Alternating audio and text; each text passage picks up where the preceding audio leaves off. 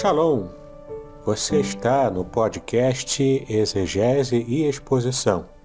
Exegese on demand para você. Aqui é o Davidson Bignon.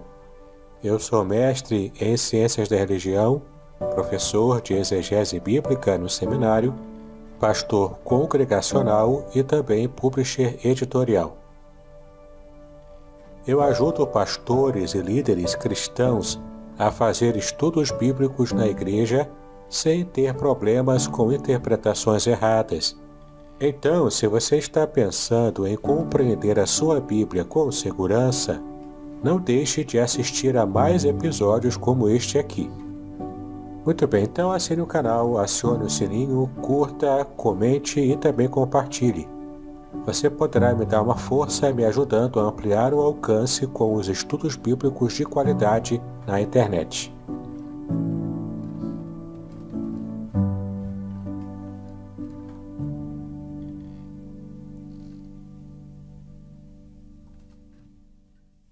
Então, vamos iniciar orando. Deus, obrigado por essa manhã, obrigado pelos nossos amigos e irmãos que já se conectam a nós nessa manhã.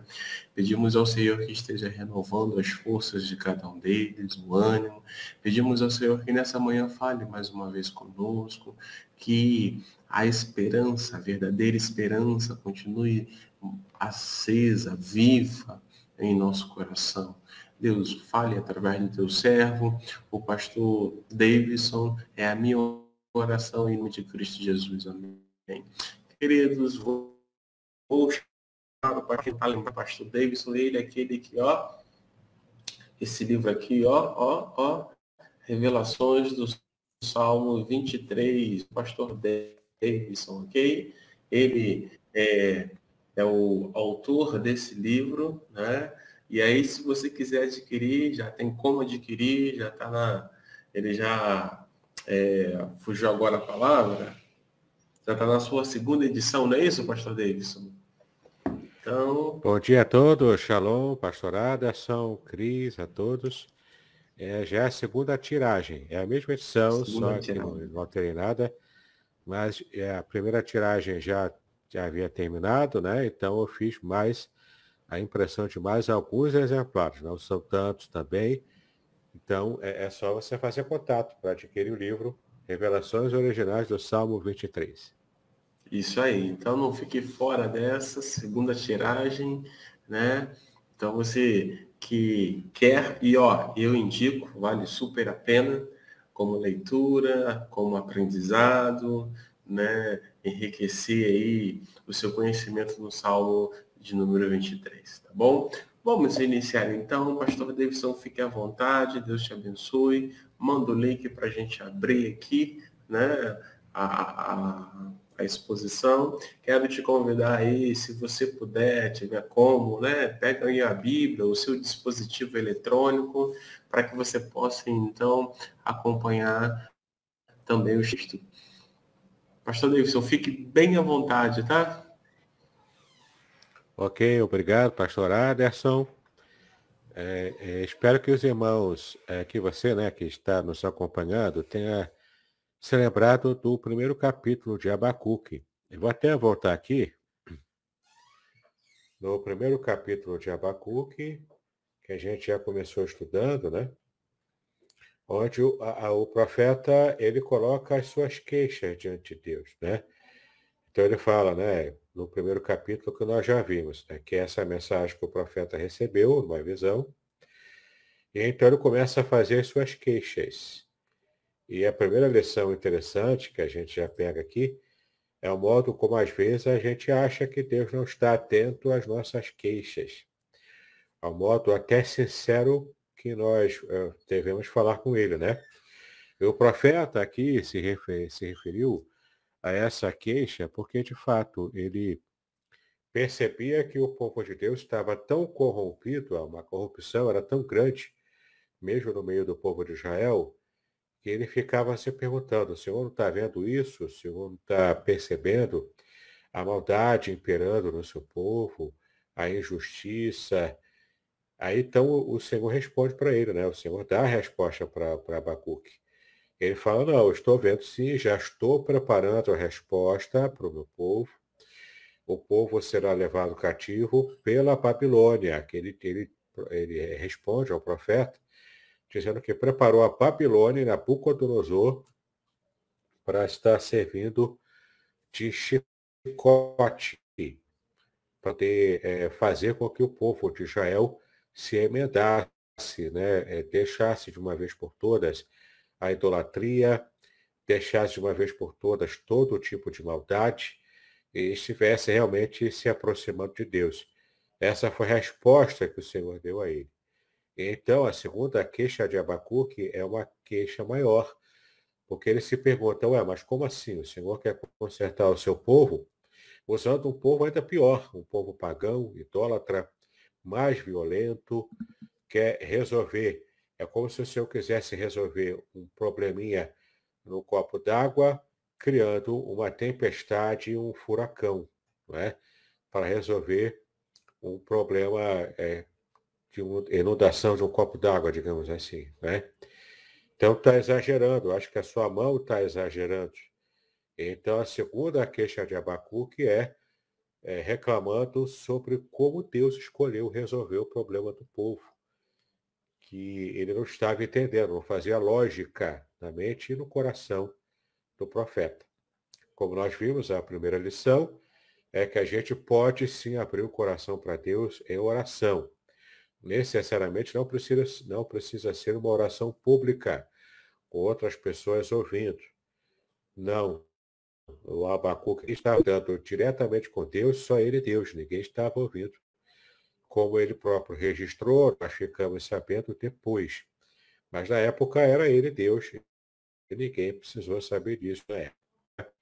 Então esse é o primeiro capítulo. O profeta começa falando, reclamando de Deus sobre a corrupção dentro do povo de Israel. Deus responde, dizendo que preparou Babilônia, o povo pior e mais violento. O profeta entra em parafuso e pergunta, como assim? Não entendi. O que o senhor está preparando para o seu povo? Por que esse peso todo? Porque toda essa disparidade, né? Essa desproporcionalidade no modo como o Senhor quer tratar o seu povo. Você não está pegando pesado demais, não?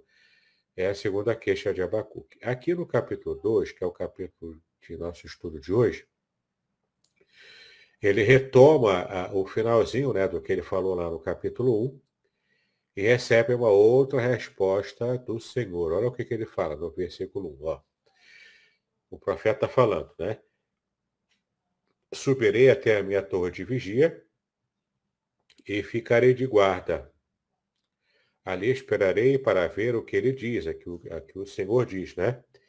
Que resposta dará à minha queixa, a essa segunda queixa. Então, ele diz que sobe a torre de vigia, ou seja, ele fica em claro. Ele não vai dormir enquanto não receba a resposta de Deus. Ele não vai relaxar enquanto ele não receber o que Deus tem a falar para ele. Isso quer dizer que ele se colocou na torre de vigia, ou seja, ele estava plenamente, plenamente acordado, não é? Plenamente em vigília, até que receba a palavra de Deus, a resposta de Deus. Ele estava querendo lá, ó, estou colocando o Senhor aqui para me responder, eu preciso que o Senhor me responda, não dá para continuar sem essa resposta, né? Por isso que ele se coloca na torre de vigia. Versículo 2, né? Começa aqui a segunda resposta do Senhor a essa segunda queixa do profeta. Então o Senhor me disse, escreva a minha resposta em tábuas, para que se possa ler depressa e com clareza, ou seja, talvez seja a primeira menção a algo parecido com cartaz ou um outdoor, né? Para que as pessoas que passassem correndo ali, com pressa, parassem um pouco para ler alguma coisa que estava escrito. Tinha que ser com letras grandes, letras garrafais, para que as pessoas pudessem entender, né? Então o Senhor me disse, novamente, né, escreva a minha resposta em tábuas, para que você possa ler depressa e com clareza. Esta é uma visão do futuro próximo, né, futuro imediato. Descreve o fim e tudo se cumprirá. Se parecer que demora a vir, espere com paciência, pois certamente acontecerá, não se atrasará, tá? Às vezes a gente tem uma perspectiva devido à nossa ansiedade, até devido à mesma nossa pressa, né? Porque quem tem dificuldade, quem passa por lutas, tem pressa. Especialmente hoje em dia, em que vivemos, né, no mundo em que tudo é muito corrido, tudo é muito rápido. Então, simplesmente a gente precisa aprender a esperar que Deus trabalhe no tempo certo. Não é nada foge ao controle de Deus, mas tudo está debaixo do total controle do Senhor. Então, aqui o Deus responde a Abacuque, começa a falar para ele que essa seria uma visão no futuro e que se cumpriria, ainda que aparentemente demorasse. Ainda que o coração humano, com pressa, ache que Deus está indolente. Deus não está indolente. Né? Deus não está deitado eternamente em berço celestial esplêndido. Não, ele está, na verdade, atento e está preparando a resposta final para essas questões aqui que o profeta levantou. Né? Veja que o versículo 4 ele é muito importante nesse capítulo 2. Né? O versículo 4. Olhe para os arrogantes, aqui se refere aos babilônios, né, no contexto. Olhe para os arrogantes, os perversos que em si mesmos confiam. O justo, porém, viverá por sua fidelidade a Deus. Aqui ele faz uma referência tanto aos babilônios, principalmente, mas também faz referência ao povo de Deus que estava vivendo em arrogância. E há uma passagem muito importante que nós vamos abrir aqui, que está lá em Provérbios, capítulo 16, versículo 18. É uma passagem transversal que resume bem o que Deus está falando ali, né? O orgulho precede a destruição. A arrogância precede a queda. Então, você pode perceber aqui que esse é um princípio bíblico. E que princípio bíblico seria esse? O princípio bíblico de simplesmente estarmos buscando em humildade a ação divina. E aqui vem o conceito bíblico até mesmo de mansidão. Porque às vezes a gente lê na palavra, né, a palavra mansidão, e a gente acha que mansidão é aquele cara melancólico, fleumático, de temperamento dócil, não é, que não se apurrinha com nada, que não fica nervoso com nada. Não é isso que a Bíblia diz, né? O manso é aquele que é humilde, diante de Deus principalmente. É aquele que se submete à direção divina, entendeu? E é claro que quando a pessoa se submete à direção divina, e ele é humilde perante Deus, isso também afeta o seu relacionamento com os outros, com outros seres humanos, com o seu igual. Ele também é humilde e também trata bem as pessoas, né? Mas, de um modo bíblico, de fato, o texto se refere aqui ao modo como a gente precisa se colocar diante de Deus em humildade, que é o contraste perfeito com a arrogância dos ímpios. E aqui tanto se refere aos ímpios arrogantes do povo de Deus, né, que estava distante do Senhor e agindo de modo errado, quanto também era uma referência mais remota aos próprios babilônios, que Deus estaria, na sua soberania, usando para consertar o povo de Israel.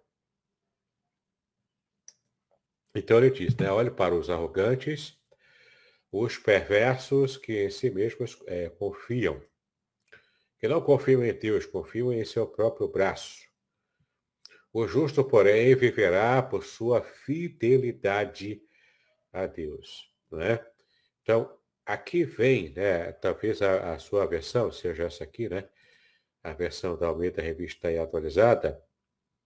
Eis o soberbo, sua alma não é reta nele, mas o justo viverá pela sua fé. E essa é a parte aqui do versículo, foi inclusive retomada por Paulo em Romanos, capítulo 1, e foi inclusive um mote principal que levou Martinho Lutero a fazer o movimento de reforma lá na Idade Média. Né? essa máxima aqui de que o justo viveria pela sua fé. A palavra fé é uma palavra muito importante que aparece aqui no texto em hebraico. Eu abri aqui uma versão que tenha algumas informações sobre a língua original, e a palavra fé, você pode ver aqui, ó, que em hebraico, no original em hebraico, é a palavra emuná. Inclusive, se você deseja mais informações sobre essa palavra, eu tenho no meu canal do YouTube um estudo bastante interessante sobre a palavra emuná, tá bom? Que é a palavra fé, geralmente traduzida como fé, mas também tem outros tipos de tradução possível.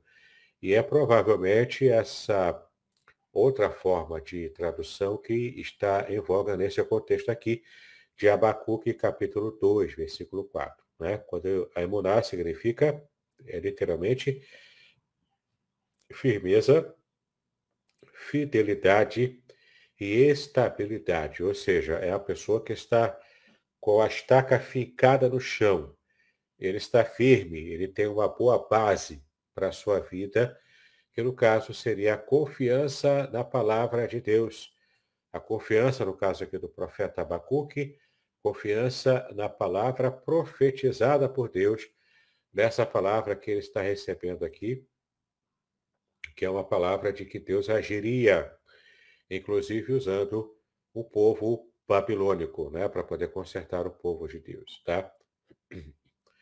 Então aqui Deus, nessa resposta que dá para Abacuque, ele fala sobre os arrogantes, fala sobre os perversos também, que confiam em si mesmo, né? E o justo, em contraste, viverá por sua fidelidade a Deus, tá bom? De fato, aqui a palavra fidelidade, ela é uma tradução muito perfeita dentro do contexto da palavra hebraica emuná, como nós acabamos de ver, né? Versículo 5, a riqueza é traiçoeira, e os arrogantes nunca descansam. Escancaram a boca como a sepultura e como a morte nunca se saciam. Em sua cobiça ajuntaram muitas nações e engoliram muitos povos. Quantas pessoas vemos hoje em dia, né, que são ricas, amam a riqueza e simplesmente dissolvem a sua vida espiritual, até mesmo a sua felicidade emocional é também dissolvida devido a essa busca desenfreada pela riqueza. Isso não quer dizer que haja virtude meramente na pobreza. Não há virtude alguma na pobreza. Você não tem que se contentar em ser pobre. Ser pobre não te aproxima de Deus, muito pelo contrário. A pobreza pode afastar as pessoas de Deus quando cria aquele sentimento de injustiça ou de revolta por não conquistar uma vida feliz, uma vida um pouco mais tranquila aqui na Terra, não é? Mas o problema é o amor à riqueza. O problema é quando a pessoa coloca o seu coração inteiramente na ilusão das riquezas. E aqui ele diz, né, que a riqueza é traiçoeira. E os arrogantes nunca descansam. De fato, eles não têm paz. Escancaram a boca como a sepultura e como a morte nunca se saciam, né? Estão sempre querendo mais dinheiro. Os corruptos do Brasil, geralmente na área política, mas não apenas na área política, eles são assim. Nunca se saciam, né? Estão sempre à procura de dinheiro, de poder, para poder simplesmente dominar as pessoas. Né? Isso aqui é pecado diante de Deus, é arrogância. Isso aqui é o contrário do que Deus requer da humanidade. Como nós já vimos, aqui a arrogância precede a ruína, a soberba precede a ruína. Muito bem, não é? Versículo 6. Em breve, porém, seus cativos, espera aí. Em breve, porém, seus cativos os insultarão, ou seja, eles serão insultados, envergonhados por aqueles mesmos que eles conquistaram. Zombarão deles, dizendo: que aflição espera vocês, ladrões? Ficaram ricos pela extorsão. Até quando continuarão desse modo? Não é? Então, é muito importante essa palavra aqui. Né? Fala da extorsão desses ricos, os ricos corruptos. Né? Até quando continuarão assim? Porque eles, na verdade, essa é uma pergunta retórica, né? Porque o próprio Deus que está dando a resposta aqui, ele mesmo faria com que esses arrogantes, esses ricos corruptos sejam completamente dominados, exterminados pela história, não é? Deus estaria vindicando a toda a maldade que esses ímpios estão fazendo contra o seu próprio povo, não é? Deus não está indiferente ao sofrimento dos seus servos, do seu povo. Deus, na verdade, ele está bastante atento, né? Está agindo tanto para consertar o seu povo, quanto também para vindicar os inimigos do povo. Versículo 7. De repente, seus credores tomarão providências. Eles se voltarão contra vocês e levarão tudo o que têm, enquanto vocês olham trêmulos e indefesos. Aqui ele se refere a esses israelitas que estavam agindo com arrogância, que seriam então dominados pela Babilônia. Né? Versículo 8. Porque saquearam muitas nações, agora todos os sobreviventes os saquearão. Aqui já é juízo contra a Babilônia, né? Porque saquearam muitas nações, agora todos os sobreviventes os saquearão. Cometeram homicídio nos campos e encheram as cidades de violência. Aqui está falando propriamente de Nabucodonosor dos babilônios. Versículo 9. Que aflição espera vocês que constroem casas enormes com o dinheiro obtido por meio de opressão? Acreditam que a riqueza comprará segurança e manterá sua família afastada do perigo. Mas com os homicídios que cometeram, envergonharam o seu nome e condenaram a própria vida. Olha o tipo de destruição e de vergonha que Deus traria para esse povo soberbo, né? Especialmente o povo babilônico. E, de fato, Nabucodonosor, ele foi atingido por Deus com algum tipo de doença mental, e ele ficou andando de quatro durante vários meses. Ele ficou andando de quatro como se fosse um animal, comendo relva do campo, numa esquizofrenia total, não é? Uma esquizofrenia completamente produzida pelo próprio Deus, porque ele deu aso à sua loucura expansionista e à sua ditadura como conquistador. Então, todo conquistador, todo soberbo, eles todos são envergonhados por Deus. Deus não lida com essas pessoas como se fossem inocentes, né? Mas Deus está, na verdade, trazendo a sua vingança sobre todos aqueles que, inclusive, o próprio Deus esteja usando para consertar o seu povo. Versículo 11. As pedras das paredes clamam contra vocês, e as vigas dos telhados também se queixam. E olha que interessante, no livro de Daniel, a gente percebe que no banquete dado por Belsazzar, que é Daniel capítulo 5, Belsazzar era neto de Nabucodonosor, quando Deus estabelece de modo concreto e definitivo naquela mesma noite a queda da Babilônia. De fato, lá em Daniel você lê que a Babilônia foi conquistada por um outro imperador, o Império Medo-Persa, chamado Ciro. Inclusive, Ciro, ele foi reputado por Deus ali, foi chamado por Deus como o Messias de Deus, o ungido, o chamado por Deus para libertar a nação já no final do cativeiro. Não é Daniel que percebe esse movimento dado por Deus, então, livrando o povo do cativeiro. Muito bem.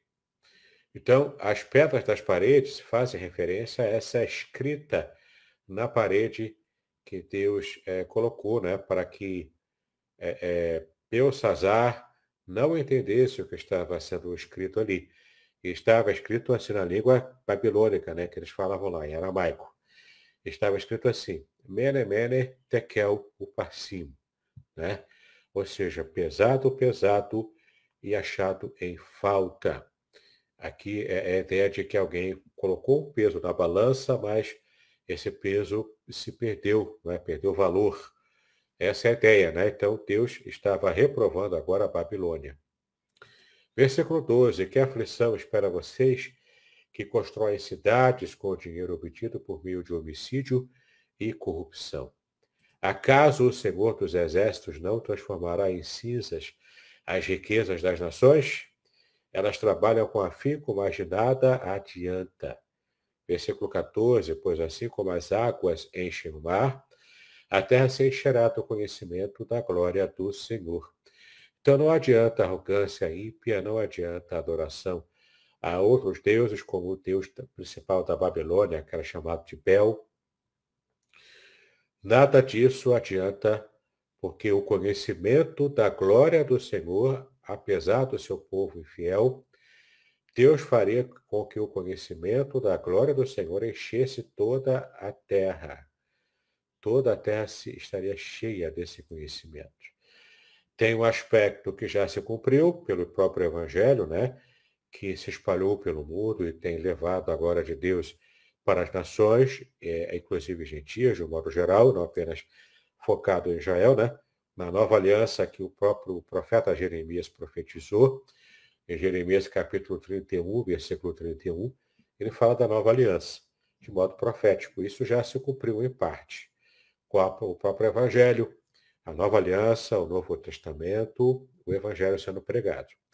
Mas não se cumpriu ainda de modo completo, porque há muita gente ainda, muitas nações ainda, que não têm ainda o conhecimento da glória do Senhor. Cabe a nós, como igreja, então, ampliar o nosso trabalho de evangelização para alcançar, então, essas nações, essas pessoas, né?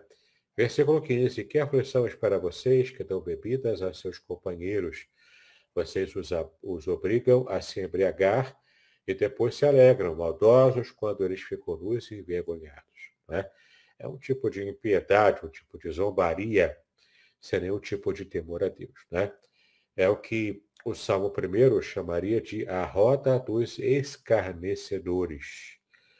Né? Essa roda aqui de pessoas que bebem, se embriagam, perdem o controle e então se afastam de Deus, né? Também perdem, inclusive, o pudor devido a tanta bebida. Né? O álcool, ele tira o pudor do ser humano. Ele tira a nossa condição de pensar bem, de agir corretamente, né? Porque, de fato, ele é uma droga, o álcool é uma droga. E, infelizmente, temos percebido em nossa geração pessoas que têm se perdido muito cedo. Têm se perdido muito cedo com o vício alcoólico. Né? E ele só vai contribuir para afastar a pessoa de Deus e vai tornando a pessoa também cada vez mais soberba. Nesse caso aqui, é essa maldade, né, que fazem de embebedar os outros para depois zombar deles. Porque, de fato, né, o bêbado, ele não sabe o que faz, né? Ele perde o controle da sua vida. De fato, geralmente as pessoas assim, nessa condição, são zombadas por outras, porque perdem completamente a seriedade, né? E qualquer tipo de honra que ele podia ter. Quando eu fiz a minha faculdade, eu também além de teologia, eu também estudei letras, né? Português e literaturas, numa universidade particular. Então, enquanto eu fazia esse meu curso de letras, eu cansei já pastor, né, já evangélico, pastor, eu cansei de receber em vários fins de semana, na sexta-feira, no último dia de aula, receber convite de chopada. Chopada daqui, chopada de lá, com muita bebedeira, né? E cada vez mais, infelizmente, temos percebido em nossa geração que os jovens, cada vez mais cedo, estão conhecendo não apenas o sexo, né, propriamente, já até na pré-adolescência, muitos jovens já estão tendo esse tipo de conhecimento, acabando com a juventude, com a sua meninice, né, pulando etapas na vida, quanto também conhecendo o álcool muito cedo.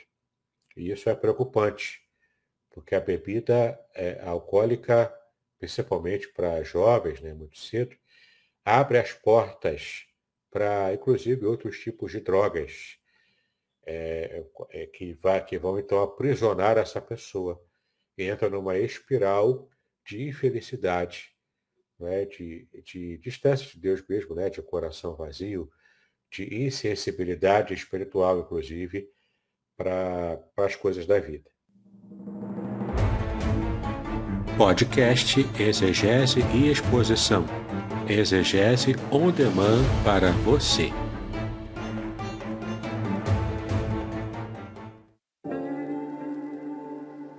Shalom! Aqui é o Davidson Pignon. Eu ajudo pastores e líderes cristãos a fazer estudos bíblicos na igreja sem ter problemas com interpretações bíblicas erradas.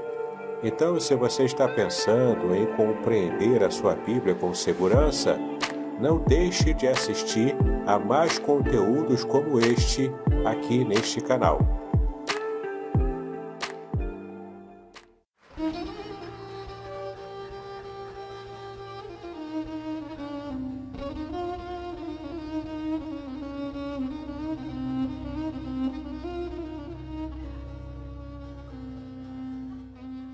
Shalom! Quero falar sobre o livro Revelações Originais do Salmo 23. Nesta obra, o reverendo Davidson Pignon nos convida a minerar pepitas de ouro escondidas no rico solo do Salmo 23. Todo livro é melhor compreendido em seu idioma original, em sua época original e em seu local original. Estamos distantes dos três no que diz respeito à Bíblia. Assim como o pastor guia as ovelhas, o reverendo o tomará pela mão e o guiará em todo o trajeto para entender o Salmo 23 com todas as suas nuances que, infelizmente, se perdem em português. Numa época onde se tenta falsificar o sentido das escrituras utilizando os idiomas originais, o reverendo Pignon nos traz uma tradução correta do Salmo, e uma interpretação sóbria, sem exageros dos termos em hebraico que sofrem prejuízo na tradução para a língua portuguesa. Coisa horrível é comprar bijuteria pensando ser joia rara. Aqui não é o caso. Realmente você aprenderá a minerar pepitas de ouro com este livro. As minhas já estão guardadas no cofre. Você se surpreenderá e se emocionará com a profundidade dos sentidos das palavras do Salmo 23. Espero que este livro seja um refrigério para a sua alma, assim como foi para a minha. E que você entenda que, mesmo que esteja passando por um deserto escaldante agora, o Divino Pastor lhe guiará até águas frescas e tranquilas. Assim, para ter uma boa leitura, acesse o link na descrição.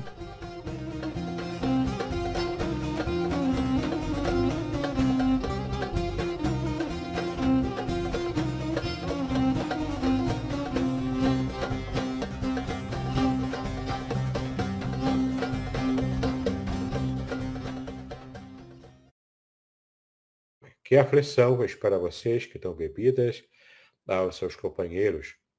Vocês os obrigam a se embriagar, e aqui não é obrigar, né? Ou seja, uma coisa meio forçada, né? E depois se alegram, maldosos, quando eles ficam nus e envergonhados, né? Isso aqui era muito sério, algo muito sério para a época em que o povo de Israel, né, estava vivendo essa maldade, essa impiedade muito grande. Versículo 16, ó. Em breve, porém, será a sua vez de serem humilhados. O soberbo, o chicote soberbo, né, que Deus estava usando para fustigar Israel, em breve esse chicote seria quebrado. E o que chicoteia seria chicoteado agora. Então ele diz aqui, ó, em breve, porém, será a sua vez de serem humilhados. E agora olha que interessante, né? Deus invertendo aqui a ordem. Agora é Deus que está dizendo para os babilônios, os soberbos, especialmente Nabucodonosor, né? Venham, bebam e fiquem despidos e expostos. Ou seja, Deus é que vai pagar na mesma moeda o que eles haviam feito, né? Dessa maldade ímpia aqui. Bebam do cálice do Senhor, e toda a sua glória será transformada em desonra. Toda a glória da Babilônia, né? O que é a glória, né? A palavra glória em hebraico é kavud. Kavud, que significa peso, né? Algo pesado no sentido bom, né? Pesado no sentido de ser poderoso.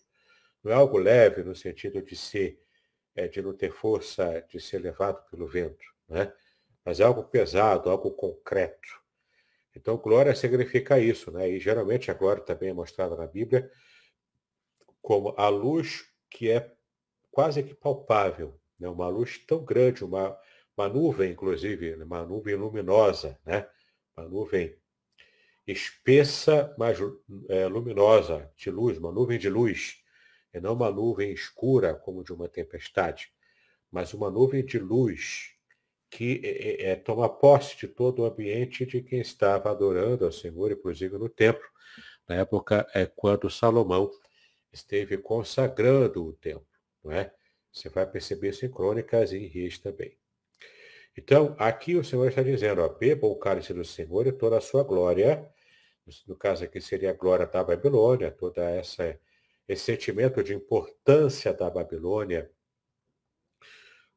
todo aquele pensamento, né, de hegemonia, de alguém que conquista, de quem confia no seu próprio braço para conquistar tudo, né, que é geralmente essa soberba associada aos ímpios, aos imperadores, aos conquistadores, né, essa soberba aí, que afasta a pessoa de Deus. Então ele está dizendo, ó, bebam então do cálice do Senhor, bebam do meu cálice, já que vocês gostam de forçar as pessoas a ficarem bêbadas, para então vocês zombarem dela, agora é a minha vez. Vocês vão beber do meu cálice, o cálice da minha ira, que inclusive aparece lá em Apocalipse. A gente pode dar uma olhadinha lá, né? No cálice da ira do Senhor, das 7 taças da ira do Senhor, não é? E cada taça também sendo derramada sobre toda a humanidade. Aqui já é uma visão mais escatológica lá em Apocalipse. Mas aqui é uma visão de vindicação da justiça divina posteriormente à Babilônia. Ou seja, a Babilônia ela estava completamente soberba, estava bêbada pelo seu poderio, pelas suas conquistas. Nabucodonosor estava achando que ninguém podia pará-lo.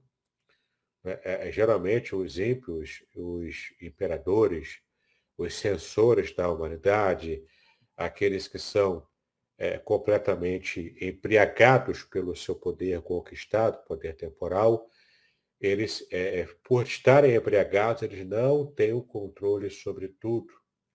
E essa é a grande lição, a grande mensagem.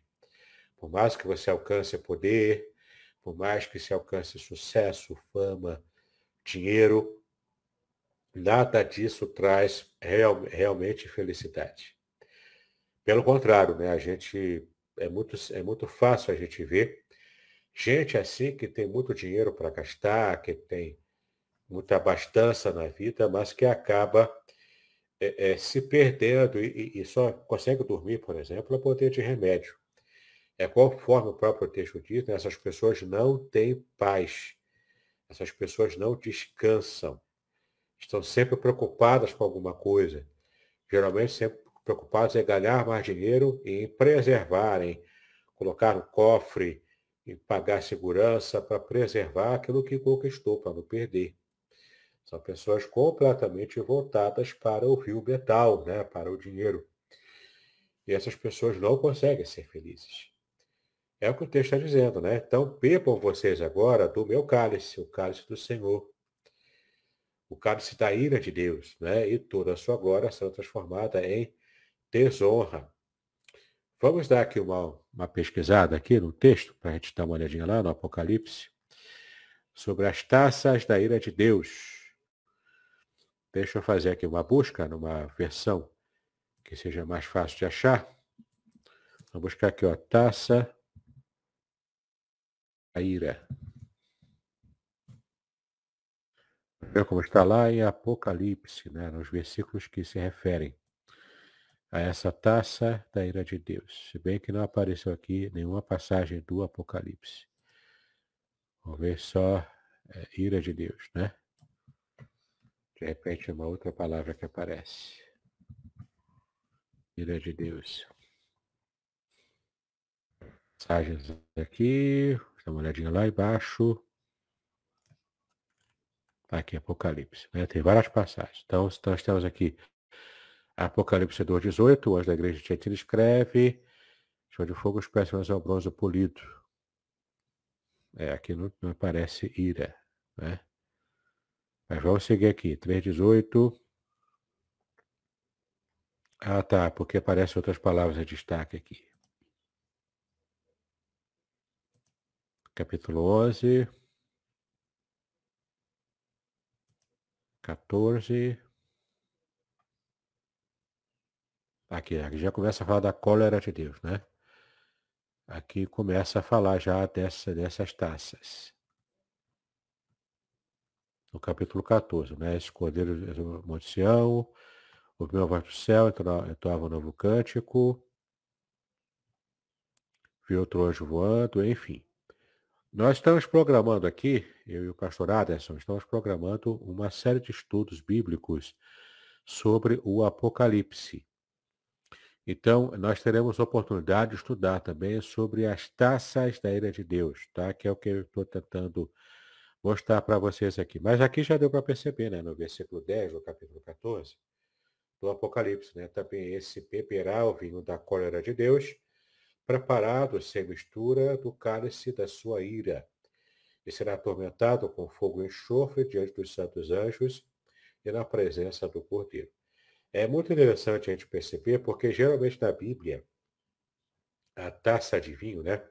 O vinho, de modo geral, ele é tido como, não propriamente como esse poder embriagador, né? Do ponto de vista negativo, mas o vinho era tido como alegria. Entenda que na cultura judaica não é problema algum a pessoa ingerir álcool de modo controlado, de modo equilibrado. O problema, de acordo com a cultura judaica antiga, que transparece bastante no Antigo e também no Novo Testamento, não era beber propriamente o vinho, mas era se embriagar com esse vinho, né? O erro de Noé, por exemplo, ao construir a vinha, não foi propriamente ter ali a vinha, né, que ele plantou e fazer o vinho para beber. Não era o problema não era esse. O problema é que ele exagerou na dose e ele ficou embriagado. Esse era o grande problema. E é interessante como Deus faz a inversão, desde Abacuque e outros profetas, até aqui no Apocalipse, né? Quando ele transforma essa ideia de alegria, alegria do vinho, né, provocada pelo vinho, ele pega o lado negativo disso, que o vinho também, ainda mais de modo descontrolado, né, consumido de modo descontrolado, ele fala justamente sobre essa questão negativa de você perder o controle, de você então perder toda a sua honra, toda a sua glória, tudo que você provavelmente conquistou. Então, tanto se refere aqui à ira de Deus contra Nabucodonosor, buscando aqui uma paridade, uma comparação, né, com aquela prática de Nabucodonosor antiga, quanto também você percebe aqui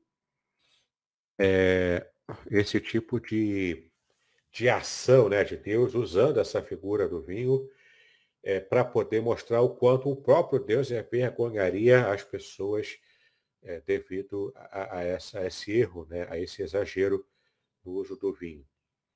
Provérbios capítulo 20, versículo 1, também fala um pouco mais sobre isso, para que então a gente perceba o quanto a cultura judaica é contra essa questão da embriaguez, né, com o álcool, com o vinho de um modo geral. Né? O vinho é escarnecedor e a bebida forte alvoroçadora. Todo aquele que por eles é vencido, ou seja, aquele que erra neles, né, que é vencido, não é sábio. Tá vendo? Então, o problema aqui é que o vinho, ele torna a pessoa escarnecida. E a bebida forte, né, que é o vinho também, né, outras bebidas fortes também, envolvendo álcool aqui, torna a pessoa alvoroçada, o que tira toda a dignidade que a pessoa tinha antes. Né? Então, vamos voltar lá para o nosso texto de Abacuque, capítulo 2. Estamos aqui no versículo 17, se não me engano. Ou chegando lá, né? Não, antes disso.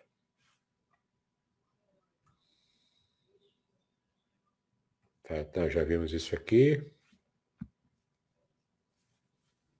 Aí no 16 que nós lemos, né? Será farto de opróbrio em vez de honra. Eu vou colocar aqui no NVT, né? Que é a versão que a gente estava estudando. Vamos um momento aqui. Em breve, porém, será a sua vez de serem humilhados. Então venham, bebam e fiquem despidos e expostos. Bebam do cálice do Senhor e toda a sua glória será transformada em desonra. Agora sim, o versículo 17. Derrubam as florestas do Líbano, agora vocês serão derrubados.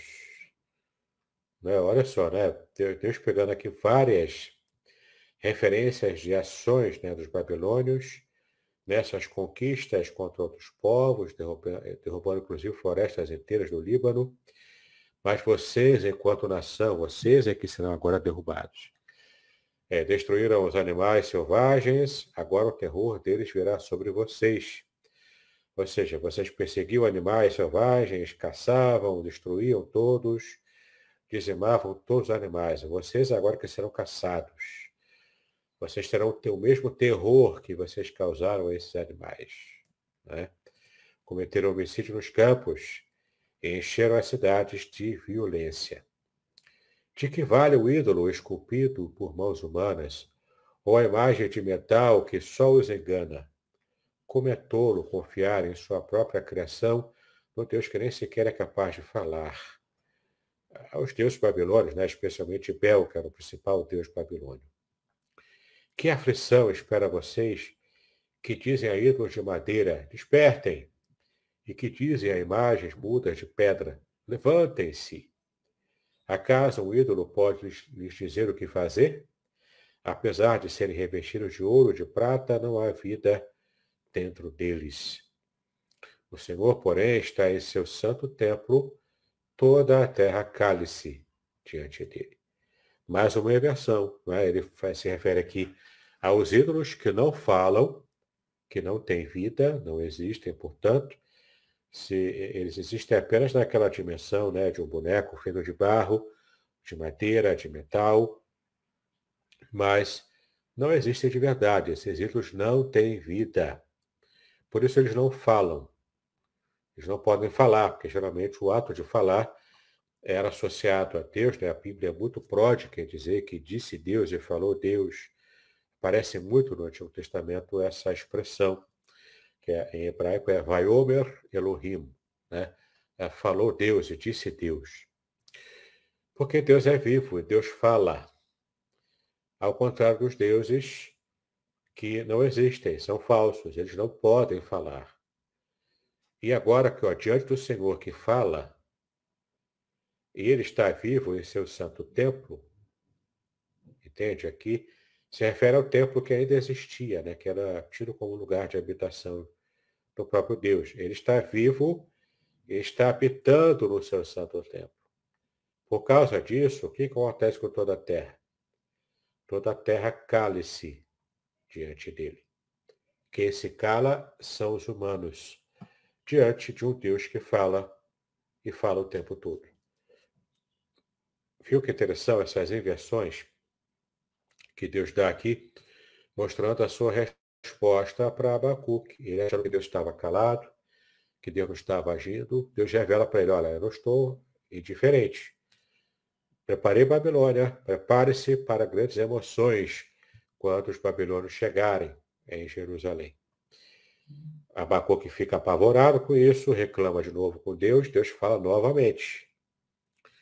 Então, diante da soberania de Deus, guarda isso no seu coração, meu irmão, minha irmã. Diante da soberania de Deus, não há o que o ser humano reclamar, não há o que falar. Embora, se você reclamar e falar, Deus vai te ouvir, Deus vai acatar a sua oração. Até uma oração, quem sabe, indignada contra alguma coisa. Mas entenda, a resposta de Deus é soberana. Seja qual for a resposta que ele der, o nosso papel é confiar de que ele está fazendo o melhor. Né? Então, toda a terra deve se calar diante dele. De fato, lá na inauguração do templo, novamente retomando essa passagem, de 2 Crônicas, capítulo 7, capítulos 6 e 7, você percebe ali que quando Deus se revela no templo, na Shekinah, né, que é essa revelação visível de Deus, da glória de Deus, a Kavod, a glória de Deus, no templo, no momento da inauguração lá com Salomão, no primeiro templo,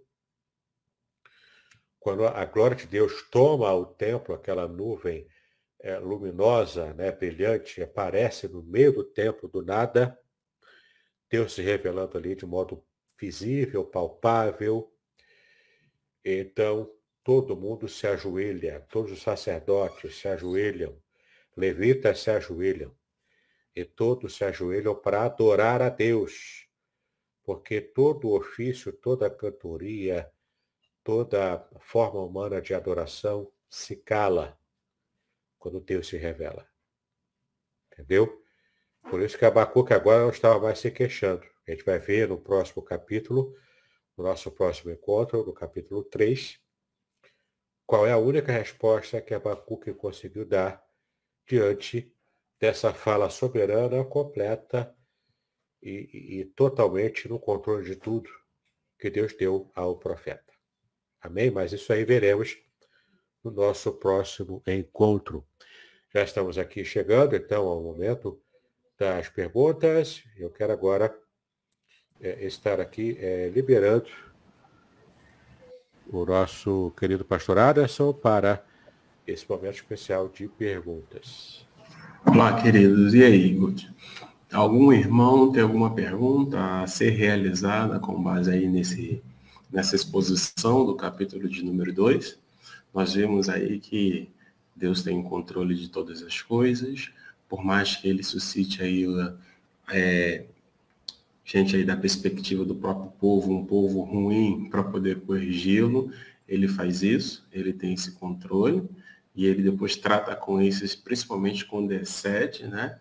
Mas eu queria ouvi-los. Algum irmão tem aí alguma pergunta a ser realizada? Pode colocar aí no chat, que aí o próprio pastor Davidson vai conseguir ler, vai conseguir fazer a pergunta, né, sobre esse momento que Abacuque está passando. Vale a pena também lembrar, queridos, que Abacuque entra com uma série de perguntas. E agora a gente vê já Deus começando a tratar de Abacuque, aguçando a sua percepção, né? E aí daqui a pouco vai ter o desfecho, né, por conta das respostas que ele percebe, né, do agir do próprio Deus. Meu amigo, eu vejo que não tem aparentemente nenhuma pergunta, nenhum dos irmãos. Eu estava ali, enquanto você estava falando, eu estava até fazendo as minhas anotações, quando você, por exemplo, citou o texto de Provérbios, né? Deus tem os seus próprios meios para corrigir, né, o seu povo, né? E, aliás, começa através do povo dele, do povo que ele ama, e muitas das vezes as pessoas pensam de forma equivocada que amor não envolve disciplina, mas amor envolve também a disciplina, né?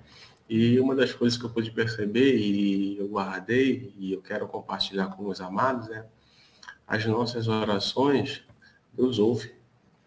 A gente percebe em Abacuque, Deus ouve e ele responde. Mas ele responde não no nosso tempo.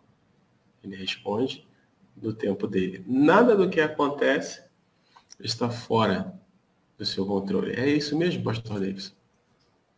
Isso aí, né? Deus está no controle de tudo e cabe a nós estarmos nos submetendo, né, em amor. Porque às vezes a gente tem essa compreensão errada que a nossa própria cultura anticristã colocou na nossa mente, né, de que toda submissão é errada, é ruim, toda submissão é porque o outro está me obrigando a me submeter. Claro, existe essa experiência humana, né? O próprio Nabucodonosor, o conquistador, é o exemplo disso, né? Uma nação se impondo sobre a outra e obrigando a submissão. Mas quando a gente fala em submissão para Deus, é a submissão em amor. É como também o marido, né, se submete à esposa, a esposa ao marido. Tudo é amor, não é? É um tipo de demonstração desse amor que um tem pelo outro. Nós demonstramos o nosso amor por Deus quando nos submetemos à sua vontade. Inclusive, Jesus também disse isso, né? que vós me amareis se fizerdes o que eu vos mando. Então, tem que obedecer. O amor aqui, ele é concretizado de modo prático no momento da obediência. Entendeu? Então, é muito interessante a gente perceber que, quando a gente fala em submissão à vontade de Deus, isso só faz bem a gente. Porque mais do que eu, Deus sabe o que é melhor para a minha vida. Né? Deus sabe e Ele vai me tratar de modo do que eu preciso receber dele e não do que eu quero receber dele. Porque, em muitas ocasiões, o que eu quero receber de Deus pode me afastar, inclusive, dele. Não é? E Deus não quer que eu me afaste dele. Deus quer estar próximo de mim. E esse é um grande mistério. Deus criou o ser humano do jeito que nós somos. Nós tivemos esse grande revés na humanidade, que foi o pecado que entrou na nossa história com Adão e Eva, e isso a gente paga preço até hoje.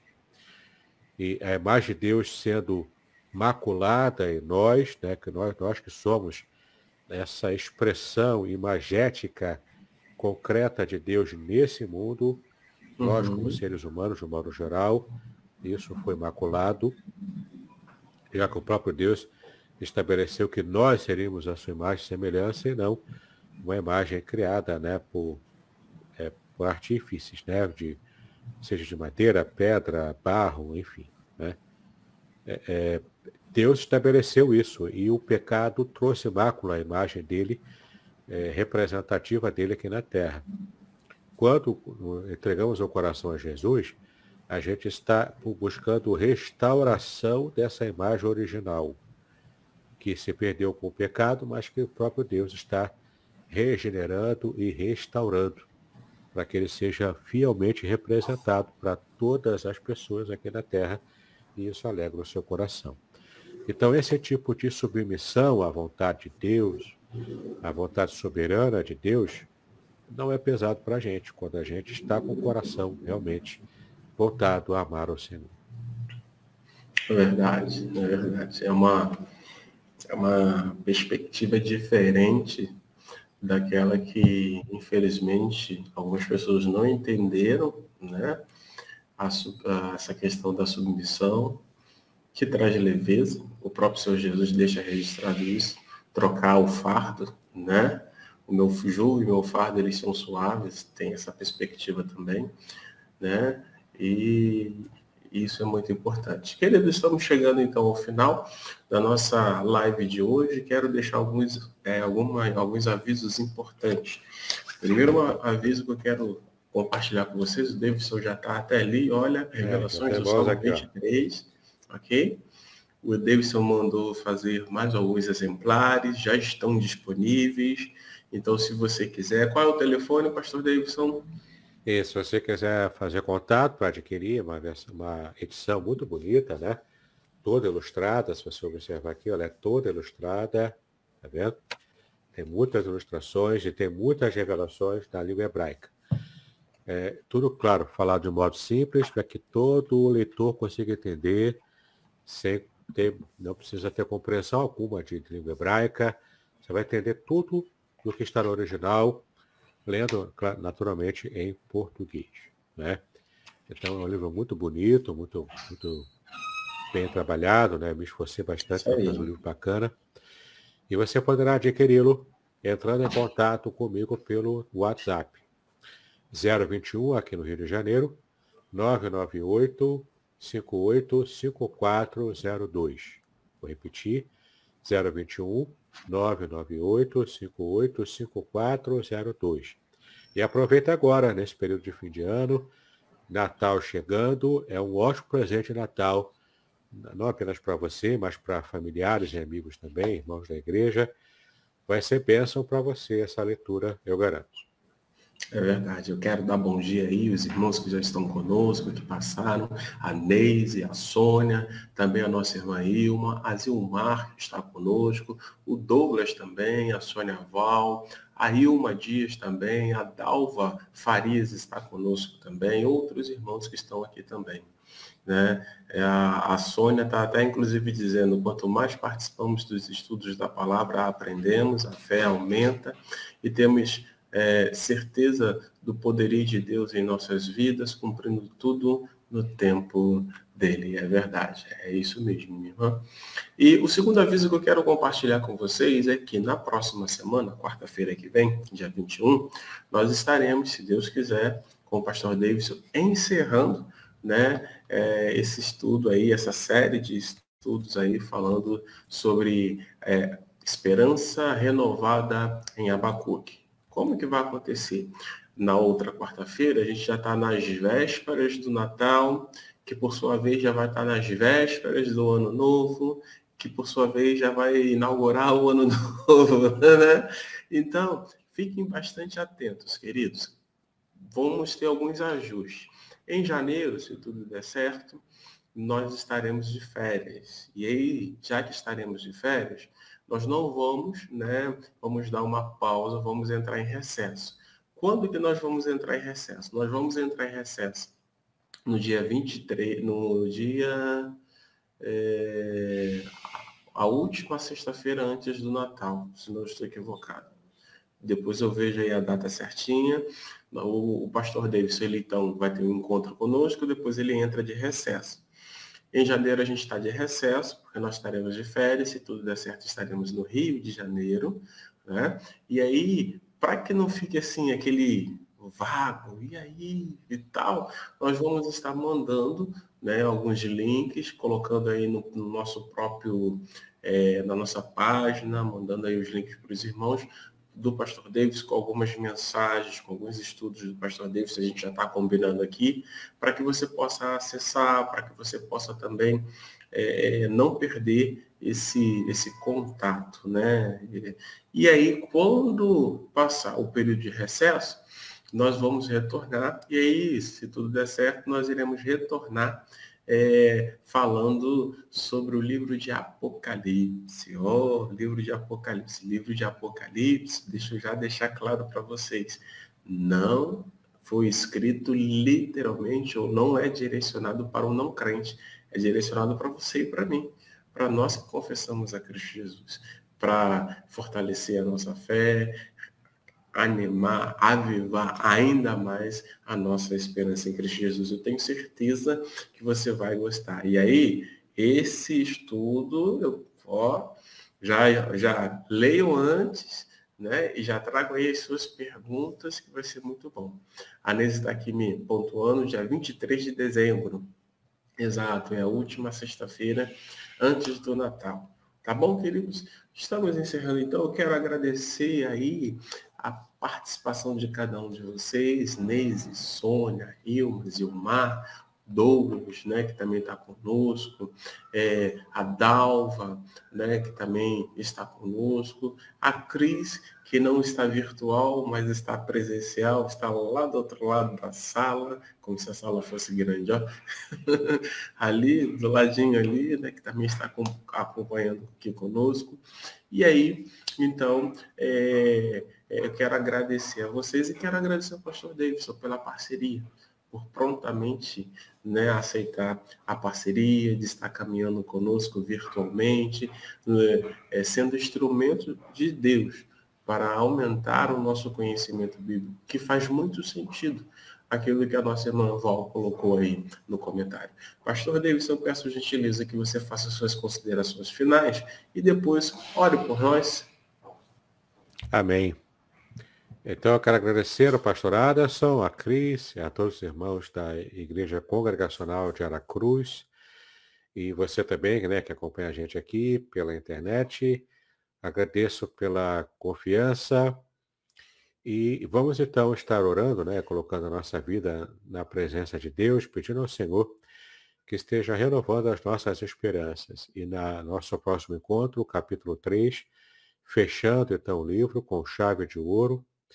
E de fato vamos ver ali a esperança renovada no coração do profeta, esse profeta queixoso com Deus, como que Deus está resolvendo isso no coração do profeta, e a única resposta que ele pôde dar, a gente vai ver no nosso próximo capítulo, capítulo 3, no nosso próximo encontro. Tá bom? Vamos orar então. Pai, nós te exaltamos pelo privilégio que tivemos de estar em contato com a tua palavra mais uma vez. Pedimos a tua graça, a tua bênção renovada, o coração humilde diante de ti. E, ó Pai, que estejamos deixando de lado toda a soberba humana, todo tipo de pensamento, ó Pai, que esteja encontrando guarida em nosso coração, que seja pensamento que nos afaste de ti, que nós estejamos sendo livres, ó Pai, libertos desse tipo de pensamento, dessa postura até cultural em nosso país, em nossa nação. Pedimos a Ti a Tua graça, a Tua bênção renovada, para que tenhamos um coração humilde. A Tua palavra diz que a soberba precede a ruína. Então clamamos a Ti, nos livra, ó Pai, da soberba.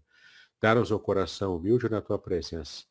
Dá-nos, ó Pai, nessa humildade a firmeza de fé, para que possamos, ó Pai, estar convivendo, ó Pai, com aqueles que são hostis à nossa presença, à nossa fé, mas que estejamos, ó Pai, de alguma forma, sendo pessoas, sendo homens e mulheres, que estejam influenciando positivamente essas vidas. Dá-nos a Tua graça, mais uma vez nós te pedimos para esse final de ano, que a Tua bênção seja sobre nós, e o ano que vem, Senhor, que seja um ano de renovação da esperança que possamos ter, ó Pai, em Ti, como estudaremos ainda no último episódio, no último estudo de Abacuque. Fala conosco ainda, nos abençoa em tudo. Nós assim pedimos a Ti estas bênçãos e agradecemos por tudo em nome de Jesus, hoje e para sempre. Amém e amém. Até amanhã, então, com a nossa manhã com Deus, tá bom? E Deus abençoe a vida de todos vocês. Shalom, shalom, pastor Davidson. Amém, shalom, pastor. Deus abençoe a todos.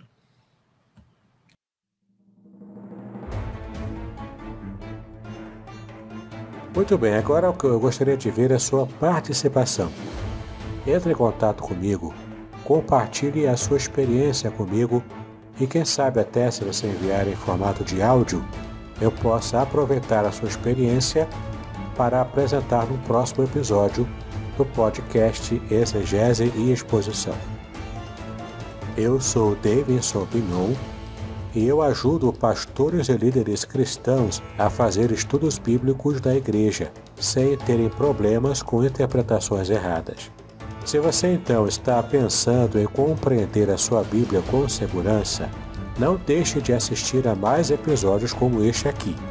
Então, assine o canal, acione o sininho, curta, comente e também compartilhe. Ajude-me a ampliar o alcance com estudos bíblicos de qualidade na internet. Que Deus abençoe os seus estudos, paz e bênção sobre a sua vida.